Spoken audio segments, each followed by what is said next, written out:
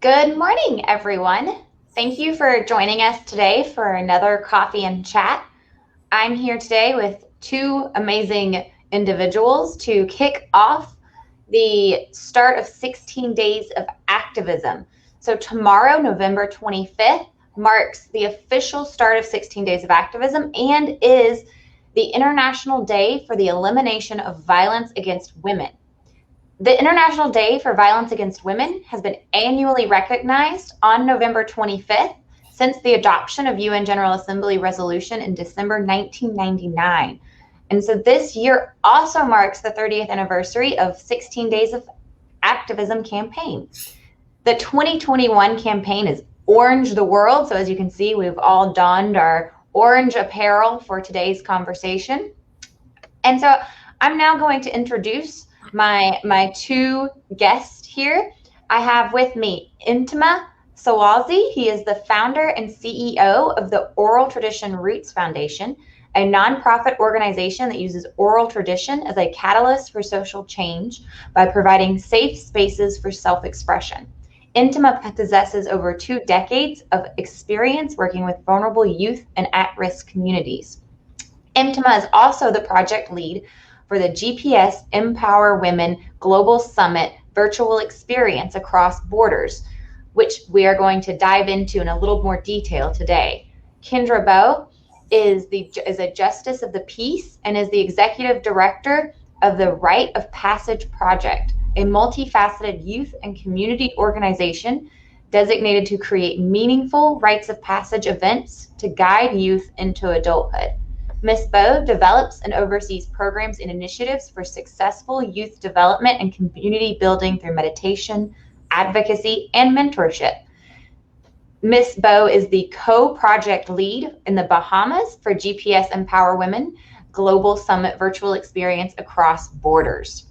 So I'm going to hand it over to Mtima to kind of give us an overview of what is this GPS EmpoWomen Global Summit. What is the priority of this project? What is this project involved in this project? How many countries are involved in this project? It's across borders. What borders? Can you give me just kind of a top level overview of what this project is? Yes, good morning to the US Embassy viewers, the world. Thank you for having us here. So the GPS EmpoWomen Global Summit is a collaboration between 6 alumni of the IVLP, the International Visitors Leadership Program, right? We participated in 2016, and we decided to come together to do this project where we looked at addressing gender-based violence and promoting equity and equality across borders, meaning we have Trinidad and Tobago, the Bahamas, representing the Caribbean. We have Africa, represented by Kenya and Ghana. And we have South Asia, represented by Sri Lanka and India. So we literally crossed borders, right? Crossed continents. And we have about, on average, 20-25 participants between the ages of 13 and 16 taking part in this program, which started back in August, right? August, September of this year. We had the focus group discussions. And at present, this week, the 22nd to the 26th, we are having the workshops. And then in April of 2022, the summit. And we'll speak more as we go along in this discussion. So that's the GPS. Kendra, what the GPS stands for again? I forgot. You have that part good. GPS stands for Governance, Peace, and Security. Yes. Thank you. And so, Kendra, maybe you could elaborate a little bit more and dive into, so what can you describe the issue of gender-based violence in the Bahamas, and how is it different maybe from Trinidad and Tobago? And overall, are there similarities among the Caribbean region, and what are those similarities? And kind of give me a comparison, if you don't mind, of what is the situation in kind of gender-based violence as an issue. Okay. Well, here in the Bahamas, our top areas for gender-based violence will really stem around domestic violence, rape, and molestation. So those would be those top areas for us here in the Bahamas. The similarities with Trinidad, it will be similar. The difference, though, is we spoke about something, and Mtima could speak a little bit more about this, something that they call pari. Yes. Right. And so we have some similar reference to it, but it doesn't carry the same context, whereas for them it has to do with gang initiation, and that's violence towards women, but it has to do with gang initiation, whereas it's something that is done more so in terms of, I would say, a part of what is some men view as a rite of passage for them in terms of into adulthood, as a sexual practice that they do. Yeah. Well, it's similar to Kendra. The although it's gang initiation, it's also a rite of passage into that manhood also. And that pari, what we call pari or pari shot, is what they call in Bahamas pulling train. So the pulling train, and it's where a group of young men would have sex with one young lady, not actually at the same time, but one after the other, successively. Now, not like together, like what you call like an orgy, but one after. So when one come off, one go on. When one, and that's where Bahamas call pulling train, but we call it pari or pari shot, and it's a horrible experience for young women, you know. So I'm curious, Mtima, as a male, why do you think it's important for men to be involved in advocating for the elimination of violence against women? Because unfortunately, in a lot of the cases, I don't have the statistics, but we are the perpetrators, you know. Every time Kendra and I were speaking, you know, I shared with the group, because we have the WhatsApp group, and I share with them things that happen in our country in relation to women. And Kendra said to me one day, she said, Mtima, they raped a 4-year-old in the Bahamas, right? The stepfather. And Rose and your viewers and listeners, the following day, we had a 3-year-old, right? So it's important for us men not just to be a part of the conversation like now, but to be involved actively in the advocacy, in the propagation of stopping ourselves, not stopping the next guy or your neighbor, stopping yourself as a man from violence against women. Yes. No, it's our duty as men to do that. Our duty. So we have so we have some boys in the program, not much. So if we have 20 girls, we have 5 boys. Because we don't want the boys to come and overpower this space. We want you to be a participant and a supporter of your female counterparts, your female colleagues. So can you describe who are the participants of your program? How many do you have? What ages are you trying to reach out to address this issue? Kendra, you want to take that? Yeah. So for us here in the Bahamas, what we did is we selected a group of young persons who really would represent a diverse group of young people. So we got students from our university level, we got students from our high school level, but we also got students who are confined to our juvenile detention center. Because the girls in our juvenile detention center would be some of those who would be most at risk for violence, whereas the males in our juvenile detention center will be some of the perpetrators of violence. And so we got a diverse group of young persons to really represent and reflect the views and ideas towards violence in our country. And here in TNT, we have a similar cohort. All right, but some of the girls came from also an institution, right, for displaced children who would have also suffered similar circumstances as Kendra mentioned. In Ghana, we have all girls coming from a high school. Similar in Kenya, they also from a high school. In India, they did an amazing job because India is so large. They literally went across India to get participants from university and high schools, literally from across India. And a similar thing was done with Sri Lanka. So we actually have a multifaceted group of young people from the ages of 13 to a little over 18, probably 19 for the most, who are ready to be change makers, literally ready to be change makers. That's just amazing. I mean, preventing and responding to all forms of gender-based violence is a cornerstone of the U.S. government. And I know we are advocating for reaching out to these high-risk, at-risk youth and communities. So the fact that the Bahamas is reaching out to these girls that are in juvenile detention, the fact that India is going across their entire country, that's wonderful to hear, because this is such a critical issue, and it takes a village to really address this issue. And so everyone does need to be involved. Now, I do want to open up and ask the audience, if you have questions for Mtima or Kendra, please do type those in our chat. We will pull those questions and scroll them up at the bottom. We've gotten several good mornings, some acknowledgments. We've got good morning from Trinidad, from Judy Boxer, good morning from New Jersey, from Pauline Joseph. So good morning. Thank you for tuning in and listening to us. Now, as questions come into the chat, I will use moderator privilege to continue to ask a little bit more questions about this program. So we've kind of discussed what were the similarities and differences in the Caribbean. So what have you noticed? Because given that there are 6 countries participating in this program, the similarities from the Caribbean region to Africa, to Asia, to your counterparts across the globe? So I could start, but I would like to hand over also to Kendra to continue. So we had our first meeting was with all the countries, the 6 countries, with our leaders and our team members, a big group.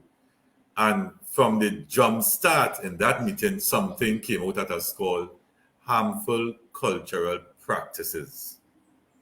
Coming out of the focus group discussions, when we did the data analysis, it again reared its ugly head. So we decided to have a Train the Trainers program. You were very fortunate to be a part of the Caribbean. So we did it with each continent. So we had South Asia on one day, Africa, and the Caribbean. And I'd like to pass the baton now to Kendra just to share a bit on what we actually discovered with this harmful cultural practices across borders. Yes, so we, as Mtima said, this was something that came up in one of our earlier meetings, which was harmful cultural practices. And I'd never heard the term before, actually. And so when it was put out on the floor, it was like a few of us were like, what is that? And we wanted to learn more about it. And we had Dr. Betty McConey, who actually facilitated the training session for us with that. And what we discovered in the other countries was, what were those harmful cultural practices really across the board that each country has, but identifying it specific to that country. Yes. And so what we discovered more about FGM, which is female genital mutilation, and the different types of FGM. So there are, I think, 4 different types. 4, yes. And so we learned about that. And what was so interesting is that although it may be practiced in a particular country, there were still participants who would not have been aware that it was actually practiced in their country and actually what it was. Whereas there were other participants, if they came from a more rural village, they understood exactly what it was and knew that it was something that still was continuing. So it was interesting to see, even within a culture, that there were some harmful cultural practices that were taking place that everybody was not aware of. And so that was one of those things that really was alarming to us. And we got to learn more about it, how it's done, why it's done. Also in terms of child marriages, we learned something that was very disturbing for one country, which was that a man could actually rape a young girl and then later go to church and say that he got a vision from God that this was supposed to be his wife, and she would be passed off to him to be his wife. So it was really interesting learning about the harmful cultural practices across the countries in terms of what's happening, and it was enlightening. It was very enlightening for us to see that, and to recognize that we all share similarities in the struggle in terms of protecting women and girls against violence. And if I can add, Rose, that the session was so involved, it was so heavy that this was for the trainers, this is for us, the project coordinators and our team members. And it created a space where members came forth to share their personal experiences of harmful cultural practices that was also mirrored in other countries. Yes. So, for instance, a participant came forward to the surprise of all of us and said that she experienced an area where her family, in terms of punishing girls when they do something wrong or they lie or steal, they would insert peppers in their genital areas. And when she said that, one of the co-facilitators mentioned of a situation very similar in another country. Yes. And then a male participant said, hey, I had a friend whose mother did that to her. So we had now, within that circle, 3 different countries with a similar experience. Yes. You know? And the issue about child marriage, we know we have been fighting that battle in Trinidad here, right? And that's across the board, you know? And what that they call it sex initiation, where the father will have sex with his daughter-in-law or his daughter as the first person to introduce her to sex. And we know, whether we want to really accept it or not, that happens here also in some communities, right? So this issue is it's chronic, and again, the men, we have to take. If we are leaders, let's take the lead in advocating against that type of behavior. We need to stop it. You're correct. All of these examples just underscore the absolute importance that we have to all, as a community, every country, come together to tackle this issue. I mean, it's just absolutely critical. And I know that we need to address the civic participation of women, violence against women. We need to all of these harmful cultural practices that you've just outlined. It's definitely something that is a priority that the U.S. government is committed to preventing and responding to. So I'm curious if you could kind of dive into, how did this program come to fruition? What is the method for the kickoff of this program? Well, we met back in 2016. Yes. We gave ourselves the nickname Nations United. It was 16 of us from 15 different countries, right? We were on the IVLP, as I said, International Visitors Leadership Program in 2016 on youth and community conflict resolution. And Kendra could say, from the time the 15 of us met, it was as though we were friends forever. And we would keep our anniversary, because we have a WhatsApp group. Every year we'd celebrate our anniversary by sharing pictures. And then Honorable Sane from Kenya, he said last year, around this time, Kendra was around this time last year, that, hey, let's do something to change the world. That's what Honorable Sane said. And we said, okay, we are up for it. And because of my relationship with the US Embassy, I saw the NOFO for the AEIF, the Alumni Engagement Innovation Fund. And I told them... NOFO, I'm going to quick caveat. NOFO is, for those who don't know what a NOFO is, Notice of Opportunity. Yeah, Notice of Funding Opportunity. Very good word, opportunity. And I called my colleagues and said, hey, we can apply for this. And we applied, but it wasn't easy because we have literally about 5 different time zones, you know. So India and Sri Lanka is 9.5 hours ahead of TNT. At the early part of the year, Bahamas and TNT carry the same time. Right now, they are 1 hour behind. Earlier in the year, Ghana would be 5 hours ahead.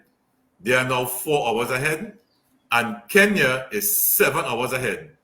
So we had to manage, literally time management, to have meetings. And sometimes I would be up 2 a.m., 3 a.m. speaking to India, Sri Lanka, and Kenya because we need to meet at that time, you know. So that's how this project came about, and it's going great. We're having our challenges, but we are growing to know each other better and to love each other more. Kendra is my co-lead for this project, and you know, there's this saying: behind every successful man is a good woman or a powerful woman. At his side, not behind. Kendra is at my side, and I am saying this here. I am happy to have her as my co-lead. We literally work together with this project. We support each other. That's wonderful, and thank you for highlighting the International Visitors Leadership Program from the U.S. and our Notice of Funding Opportunities for Alumni. We are pleased to work with alumni. We really enjoy being able to engage closely with AEIF Alumni Engagement Innovation Fund grants, because these kind of grants really tackle issues that our alumni are intimate with and are most experienced to handle. Now, Kendra, could you kind of highlight some of the successes of this program? Mtima kind of talked about some of the challenges, the time zone challenges. Right. Can you highlight what has been a success, something that has been just really a joy from the program? Well, I could say one, really to start off with, is really having the opportunity for us to work together again. And so through the fund, it was able to take some of the training that we actually received in 2016 from the IVLP program. And then we were able to utilize that to put that into practice, because we met some amazing organizations that were doing great work all across the United States. And so we were able to utilize some of that information put into practice with this project. And then also it was getting to really connect with our counterparts and just to see them in their own individual spaces in leadership in their own countries, because we hadn't really had that opportunity prior to this. Yeah. So we all had, just some general information of who they were, where they came from, but we now got to see them in their own individual spaces, what they were doing, how they were impacting their own cultures. And then I would say with the project, it was just really getting to start a conversation on something that is considered a bit taboo. There are the topic of harmful cultural practices in all of its variations are areas that a lot of people still want to keep silent on. They don't want to talk about it. They don't want to discuss it. So what we had the opportunity to do with the focus group discussion was to gather young people across continents to get them talking about these issues. And it was so interesting to see young girls in Sri Lanka during the focus group discussion expressing their views with such energy and passion. And I was so surprised by it, because I thought that they would be, so quiet and poised, but they were speaking so vibrantly, and it was such a joy to see. And the same with India, the young girls as well as the boys who were a part of it were expressing their views with such passion. And then we even had, in some instances, some participants who may have already been a victim of violence. And one of the things we were sensitive about was including counselors to be a part of the program, so that as we discussed these topics, there would be a safe space that they still could go to really talk about something that may have traumatized them in some way. And so I think just starting the discussion, getting young people to discuss issues that are difficult, and then for them to come up with ideas to chart a course of change. And I think that that was very empowering to see. And I think that that is one of the great successes of the program thus far. Yeah. And to add, in Kenya, the participants are from a school called Sane High School. And a quick background on Sane High School. Honorable Sane, who's our lead for Kenya, he is an advocate against female genital mutilation and child marriages. And he built a home for these girls as a safe haven. And the government took over the home and made it a government school, but it still accommodates the girls. So that is an amazing story of his participants, right? Coming from that background. And these girls are amazing. And one of the challenges with them is that they don't have devices. So I'm making a quick plug to whoever listening to this program. We need to send some devices to Kenya. Reach out to the embassy. The embassy could reach out to us or reach out to us directly. We need that support because those girls, when you see them, Rose, huddle up in the benches in school, I know they also, they're glowing, they contributing. It's so beautiful, but we need that support. That's such a positive note to hear these successes, the excitement, the energy of these girls that are participating. I just gives me hope that the future is going to be better.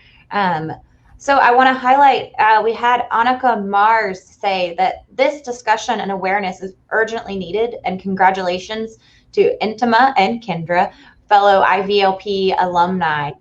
So I wanted to highlight her comment. And in the last few minutes of this program, I would like for you to please speak about briefly the summit in April and what you hope to achieve from this summit.